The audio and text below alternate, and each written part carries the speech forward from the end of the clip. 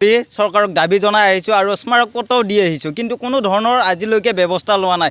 সেইকাৰণে এই জনসাধাৰণৰ ইয়াত বহু ধৰণৰ অহা যোৱাত বহুত কষ্ট পাই আছে। ছাত্ৰ ছাত্ৰীবিলাকৰ অহাত অসুবিধা হয়। এই ৰাস্তাটোৱে আমাৰ ওদালগুৰি টংলা মঙললৈ যোৱাৰ মেইন পথ। এই পথটো অতি শীঘ্ৰে ব্যৱস্থা ল'ব লাগে চৰকাৰে, আৰু চৰকাৰক দাবী জনাইছোঁ।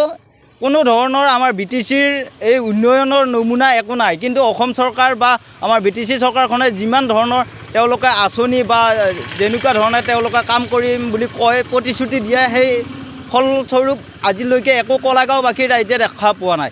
নিশ্চয়কৈ এইটো আচলতে আমি প্ৰায় বহু বছৰ ধৰি আমি দেখা পাইছোঁ যে ইয়াত আচলতে কোনো ধৰণৰ যি যাতায়াত ব্যৱস্থা, এই যাতায়াত ব্যৱস্থাটো আচলতে মানে সুস্থ মানে ভাল পৰিৱেশত আমি তেনেকুৱা নিৰ্মাণ কৰা দেখা নাপাওঁ, যাৰ ফলত নেকি আমি সৰ্বসাধাৰণ ৰাইজৰ আমি বহু সমস্যাত ভুগিবলগীয়া হয়। গতিকে আমি এই মুহূৰ্তত আমি কলেগাঁও আঞ্চলিক ৰাভা ছাত্ৰ সন্থাৰ তৰফৰ পৰা আমি এটাই দাবী উত্থাপন কৰিছোঁ যে অসম চৰকাৰ আৰু BTS চৰকাৰক এটাই দাবী উত্থাপন কৰিছোঁ যাতে অতি সোনকালে যাতে এই পথছোৱা যাতে নিৰ্মাণ কৰে, তাৰে মই অনুৰোধ জনাম।